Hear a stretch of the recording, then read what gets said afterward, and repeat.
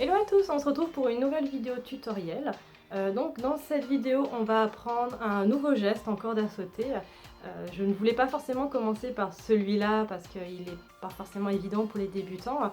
Mais c'est une demande qu'on m'a fait à plusieurs reprises sur les réseaux sociaux et je me suis dit qu'il était temps que je vous apporte mon aide, que je vous apporte aussi mon expérience. Donc le nouveau mouvement que je vais vous apprendre aujourd'hui, c'est ce qu'on appelle dans notre jargon le mic. Donc le mic, qu'est-ce que c'est? En fait, c'est jeter la poignée et la récupérer de la même main. Vous allez voir, c'est pas sorcier, mais il faut énormément de pratique. Je vais vous montrer donc, dans les vidéos qui vont suivre les différentes étapes. Il y en a 3 qui sont très importantes. Ça va être donc le balancement de la corde, le jeter et le rattraper. Donc on va voir ces différentes phases ensemble. Je reste évidemment disponible pour des questions parce que je pense qu'il risque d'y en avoir. Mais sachez que moi-même, j'ai pas réussi à le faire du jour au lendemain. Il m'a fallu beaucoup de pratique. J'ai peut-être dû le faire des centaines et des centaines de fois. Finalement, c'est à force de faire qu'on arrive à trouver sa technique, son feeling et surtout la propulsion qu'on donne à la corde pour bien récupérer la poignée. Allez, c'est parti pour apprendre le mic en corde à sauter et surtout, éclatez-vous.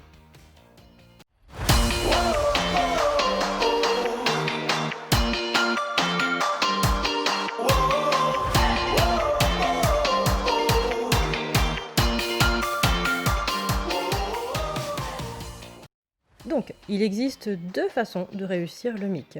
Soit en posant la poignée de la corde à sauter sur son poignet, soit de la jeter. Et dans ce tutoriel, je vais vous expliquer la version jetée du mic. A savoir que le tutoriel est prévu pour les droitiers, mais qu'il suffit d'inverser la gestuelle pour les gauchers. Et je vous rassure, je vous donnerai quelques détails plus tard. Donc, il y a 3 étapes pour réussir le mic, et j'espère que vous avez bien échauffé vos poignets. Donc l'étape 1, elle consiste à maîtriser le balancement de la corde et la position des mains, car ils vont donner la propulsion nécessaire lors du lâcher de la poignée. Donc si tu regardes bien, ma main droite est à l'horizontale, alors que la main gauche pointe vers le bas, et le coude regarde le ciel.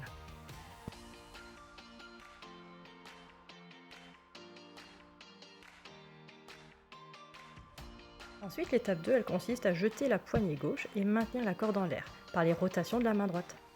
Donc je lâche la poignée gauche, comme à la pétanque, je maintiens la corde en l'air grâce à les rotations de la main droite. Donc, le poignet droit, il doit tourner un tour et demi dans le sens des aiguilles d'une montre.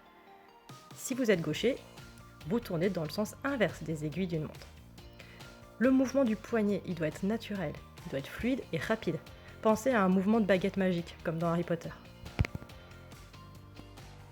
Enfin, l'étape 3, c'est d'ouvrir ou tirer le bras droit pour attraper la poignée.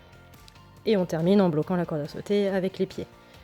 Donc le jeter, il peut se faire soit sur le côté ou soit de face. Ma petite astuce pour le jeter de face, c'est de visualiser une ligne imaginaire au sol et de jeter ma poignée en suivant cette ligne. Ça peut vous aider.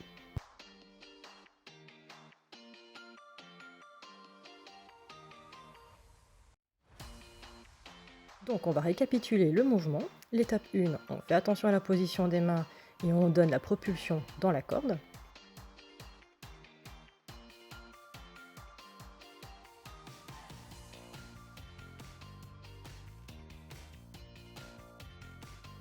L'étape 2, on jette la poignée et on tourne la main directrice un tour et demi dans le sens des aiguilles d'une montre pour les droitiers et dans le sens inverse des aiguilles d'une montre pour les gauchers. L'étape 3, la main directrice doit tirer en ouverture pour que la poignée jetée revienne. On l'attrape et on bloque la corde avec les pieds. Et j'insiste sur l'ouverture du bras pour faire revenir la corde.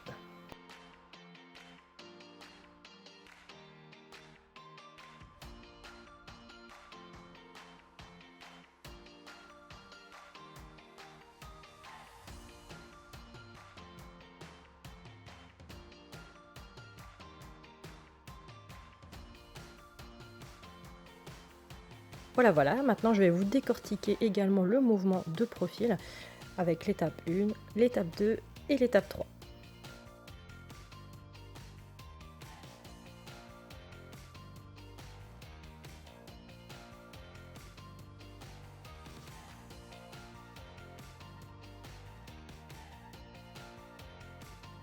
Et voilà, une fois que tu commences à maîtriser les 3 étapes, tu peux remplacer le blocage final de la corde par des sauts en arrêt ou en continu.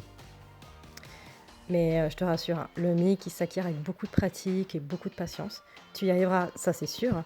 Et comme nous, après, tu pourras plus t'en passer et tu vas en mettre partout dans tous tes seaux. En tout cas, bon courage et si tu as des questions, n'hésite surtout pas.